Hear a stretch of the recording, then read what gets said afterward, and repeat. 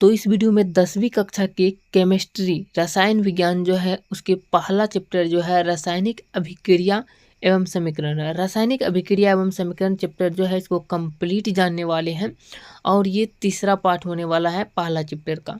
Video बहुत ही important होने वाला है आपके लिए यदि आप 10वीं कक्षा की तैयारी कर रहे हैं तो आपके लिए फिजिक्स केमिस्ट्री और बायोलॉजी जो है और इसके साथ साथ मैथ, ये चारों चैप्टर का जो है चैप्टर वाइज जो है चारों सब्जेक्ट का क्लास अपलोड हो चुका है, जाकर के आप देख सकते हैं। सभी का जो है पहला चैप्टर का कंप्लीट हो चुका है। सभी सब्जेक्ट का आगे आकर के आगे जैसे ही समय चलता जाएगा आपको जो है सभी सब्जेक्ट का वीडियो मिलने वाला है। तो ये पहले जो है साइंस और मैथ का कंप्लीट जो है शुरू जो किया है इसको कवर करा रहे हैं, तो आप लोग वीडियो को पूरा देखिएगा। ये सारा चीज़ हम लोग जान चुके हैं। रासायनिक अभिक्रिया, रसायन विज्ञान, ये शुद्धता के आधार पर पदार्थ के प्रकार, तत्व किसे कहते हैं, यौगिक किसे कहते हैं, ये सारा चीज़ हम लोग जान चुके हैं। तो चलिए डायरेक्ट आपको लेकर चलते हैं, जहाँ तक आपको बता चुके हैं उससे आगे जो है आपको बताने वाले हैं। तो यहाँ तक जो हम लोग जो है सभी समझ चुके थे और यहाँ से अब अगला क्वेश्चन जो है ये शुरू हो जाता है और चैप्टर वाइज आपको चैप्टर में जो है शुरू से लेकर के आप यदि बुक निकालते हैं तो बुक निकाल करके जो है देख सकते हैं, शुरू से आपको मिलने वाला है। अब यहाँ से आता है रासायनिक अभिक्रिया द्वारा कौन कौन सी सूचनाएं प्राप्त होती है। तो रासायनिक अभिक्रिया के द्वारा हमें कौन कौन सी सूचना प्राप्त होती है वो जानते हैं। तो इसका आंसर हम लोग लिख सकते हैं, रासायनिक अभिक्रिया के द्वारा निम्नलिखित सूचनाएं प्राप्त होती है। तो चलिए, निम्नलिखित का मतलब होता है नीचे लिखित, और आपको जो है अब दिखाते हैं नीचे में कौन कौन सी सूचना प्राप्त होती है वो लिखा हुआ है, दिखाते हैं। सबसे पहला सूचना प्राप्त होती है कि कौन सा पदार्थ भाग ले रहा है और क्या बन रहा है, यह पता चलता है। जब रासायनिक अभिक्रिया होती है तो उससे जो सूचनाएं प्राप्त होता है, पहला सूचना ये भी प्राप्त होता है कि कौन सा पदार्थ भाग ले रहा है उसमें और क्या जो है कौन सा पदार्थ बन रहा है, ये पता चलता है। दूसरा चीज़ लिख सकते हैं, रासायनिक समीकरण की सहायता से अभिकारक और प्रतिफल की संख्या को प्राप्त कर सकते हैं। यानी अभिकारक जो होता है, तीर के चिन्ह के पहले वाला अभिकारक और बाद वाला प्रतिफल होता है, ये दोनों की जो है संख्या प्राप्त कर सकते हैं।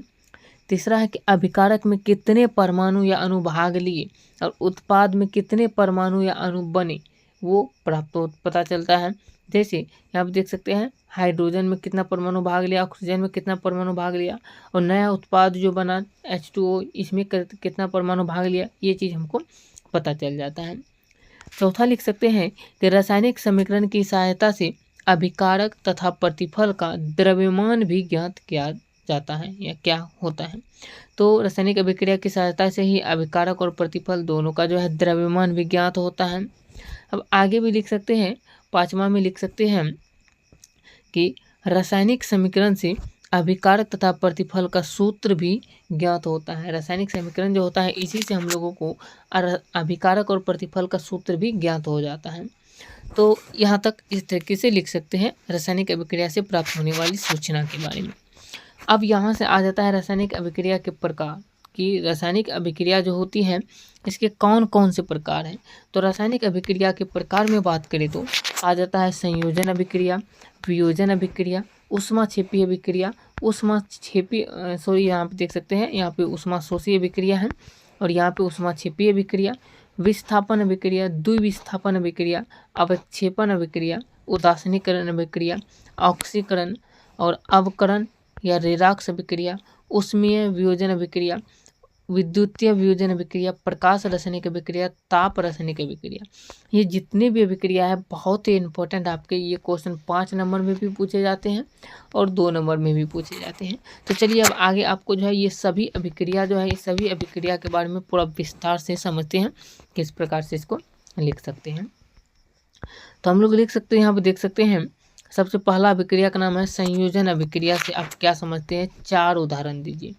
तो इसका आंसर लिख सकते हैं कि जब 2 अभिकारक साथ मिलकर एक उत्पाद बनाते हैं तो उसे संयोजन अभिक्रिया कहते हैं।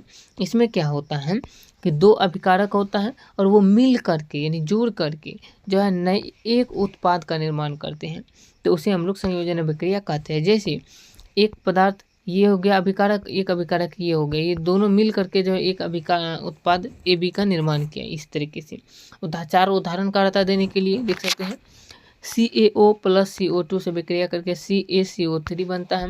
Fe+O2 से विक्रिया करके Fe2CO3 बनता है। C+O2 से विक्रिया करके CO2 बनता है। CaO+H2O से विक्रिया करके CaOH2 बनता है। इस तरीके से हम लोग इसका 4 उदाहरण भी लिख सकते हैं और आपको पूरा में पूरा नंबर मिल जाएगा अगर इस तरीके से लिखते हैं तो। अब लिख सकते हैं हम लोग जो है यहाँ पे एक चीज़ और लिख सकते हैं। एक क्वेश्चन पूछा जाता है संयोजन के बाद कि वियोजन अभिक्रिया किसको कहते हैं। तो ये भी आपको जानना बहुत जरूरी है कि वियोजन अभिक्रिया क्या है और इसके 2 उदाहरण दीजिए। क्वेश्चन पूछा गया क्वेश्चन है, बोर्ड एग्जाम में देख सकते हैं। तो लिख सकते हैं जब एक पदार्थ टूटकर 2 या 2 से अधिक नए पदार्थों का निर्माण करते हैं तब उसे जो है वियोजन अभिक्रिया कहते हैं। जैसे ए बी मान लीजिए एक पदार्थ है और ये टूट करके जो है 2 अलग अलग पदार्थ का निर्माण किए, तो इस प्रकार की अभिक्रिया को हम लोग वियोजन अभिक्रिया कहते हैं। यहाँ पे 2 भी हो सकता है या 2 से अधिक, 3 भी हो सकता है, 4 भी हो सकता है। इसको हम लोग वियोजन अभिक्रिया कहते हैं। उदाहरण के लिए लिख सकते हैं CaCO3 एक उत्पाद है, यानी एक अभिकारक है। एक अभिकारक टूट करके 2 उत्पाद का निर्माण किया CaO+CO2, तो ये हो गया जो है वियोजन अभिक्रिया। वियोजन मतलब होता है टूटना, संयोजन मतलब होता है जुड़ना, ये भी याद रख सकते हैं आप लोग। दूसरा उदाहरण है Fe2O3 से अभिक्रिया, ये जो है अभिकारक है। इसका जैसे ही जो रासायनिक अभिक्रिया हुआ इसमें, तो Fe+O2 का निर्माण किया, यानी 2 अलग अलग जो है उत्पाद का निर्माण किया, तो इसे ही हम लोग वियोजन अभिक्रिया कहते हैं। तो वियोजन अभिक्रिया भी आप लोगों को जो है समझ में अच्छे तरीके से आ गया होगा। अब यहाँ से जो है 2 अभिक्रिया के बारे में जान चुके हैं। अब तीसरा अभिक्रिया का नाम है, देख सकते हैं यहाँ पे तीसरा अभिक्रिया का नाम है ऊष्माक्षेपीय अभिक्रिया। क्या है, एक उदाहरण दी। तो ऊष्माक्षेपीय अभिक्रिया का परिभाषा हम लोग लिख सकते हैं बहुत ही आसान तरीके से। ऊष्माक्षेपीय अभिक्रिया में कि वैसी रासायनिक अभिक्रिया जिसमें अभिक्रिया के फलस्वरूप ऊष्मा का अवशोषण होता है उसे ऊष्माशोषी अभिक्रिया कहते हैं, या वह ऊष्माशोषी अभिक्रिया कहलाता है। ऊष्माशोषी अभिक्रिया में क्या होता है, ऊष्मा जो होता है, ऊष्मा इसका अवशोषण होता है। ऊष्मा का अवशोषण यानी सोखना, अवशोषण होता है, इसलिए इसको ऊष्माशोषी अभिक्रिया कहते हैं। चलिए उदाहरण भी आपको बताते हैं। उदाहरण में किस तरीके से लिख सकते हैं, तो उदाहरण में हम लोग लिख सकते हैं यहाँ पे इस तरीके से।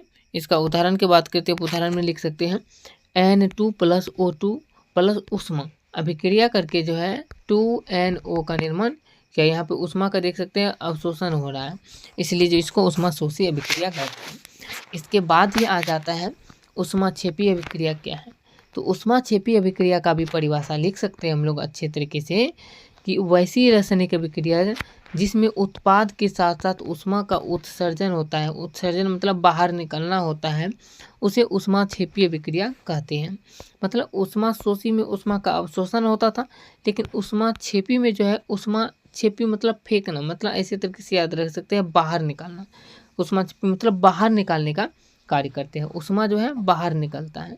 जैसे एग्जाम्पल के लिए CaO+H2O अभिक्रिया करने के बाद CaOH2 ये अभिक्रिया कर रहा है, इसीलिए जो इसको हम लोग ऊष्माक्षेपीय अभिक्रिया कहते हैं। उदाहरण के लिए श्वसन की क्रिया, ये भी ऊष्माक्षेपीय अभिक्रिया का उदाहरण होता है। इसके बाद बात करते हैं, यहाँ पे देख सकते हैं, इसके बाद आ जाता है ऊष्माक्षेपी और ऊष्माशोषी अभिक्रिया के बाद हम देख सकते हैं ऊष्माक्षेपी अभिक्रिया, ऊष्माक्षेपी श्वसन। अब यहाँ से एक क्वेश्चन पूछा जाता है, श्वसन क्रिया को ऊष्माक्षेपी अभिक्रिया क्यों कहा जाता है। श्वसन सांस जो लेते हैं इसी को ऊष्माक्षेपी अभिक्रिया भी कहते हैं। तो इसको हम लोग लिख सकते हैं आंसर में कि हमारे शरीर को ऊर्जा की आवश्यकता होती है और यह ऊर्जा हमें भोजन से प्राप्त होती है। पाचन क्रिया के खाद्य पदार्थ छोटे छोटे टुकड़ों में टूट जाते हैं और खाद्य पदार्थ में कार्बोहाइड्रेट होते हैं। कार्बोहाइड्रेट के टूटने से ग्लूकोज का निर्माण होता है। ग्लूकोज ऑक्सीजन मिलकर ऊर्जा देते हैं, अतः श्वसन एक ऊष्माक्षेपी अभिक्रिया है। इस तरीके से हम लोग इसका परिभाषा लिख सकते हैं। 2 नंबर पूरा आपको मिल जाएगा अगर इस तरीके से लिखते हैं तुम। अब यहाँ से एक क्वेश्चन पूछा जाता है, देख सकते हैं कि विस्थापन अभिक्रिया का क्या अर्थ है और एक उदाहरण की सहायता से समझाएं। विस्थापन अभिक्रिया, तो इसका परिभाषा लिख सकते हैं ऐसी रासायनिक अभिक्रिया जिसमें अधिक अभिक्रियाशील वाले तत्व कम अभिक्रियाशील वाले तत्व को उसके स्थान से हटाकर उसका स्थान स्वयं ग्रहण कर लेता है, उसे विस्थापन अभिक्रिया कहते हैं। जैसे देख सकते हैं यहाँ पे दो अभिकारक है ए और बी सी, ये दोनों अभिकारक है और बी और ए सी ये उत्पाद है। क्या क्या जैसे ए और बी से अभिकारक अभिक्रिया किया तो यहाँ पर ए जो है ज़्यादा मजबूत था, जिसके कारण बी को हटा दिया यहाँ से, यानी जो है ये क्या क्या बी को यहाँ से हटा करके अलग कर दिया और ये जो है अपना खुद सी के पास चला गया। तो इस तरीके से अगर अभिक्रिया करता है एक का जो उत्पाद का जो एक अभिक्रिया में, यानी ऐसी अभिक्रिया में जो है एक अभिकारक जो होता है इसका विस्थापित कर दिया, यानी विस्थापन अभिक्रिया हो गया, तो इसलिए इसको विस्थापन अभिक्रिया कहते हैं। उदाहरण के लिए लिख सकते हैं यहाँ पे कि Fe+CuSO4 से अभिक्रिया करके FeSO4 + Cu का निर्माण किया। जैसे Fe मजबूत था तो Cu को हटा करके यहाँ पे चल गया Fe, यानी FeSO4 आ गया और Cu को हटा करके अकेला कर दिया। तो इस प्रकार की अभिक्रिया को विस्थापन अभिक्रिया हम लोग कहते हैं।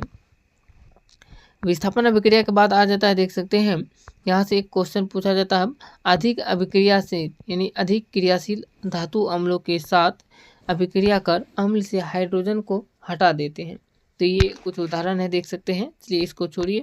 अब हम जो क्वेश्चन बता रहे हैं आप वो क्वेश्चन को देख सकते हैं। यहाँ पे क्वेश्चन है कि कौन सा धातु किस धातु को हटा सकता है।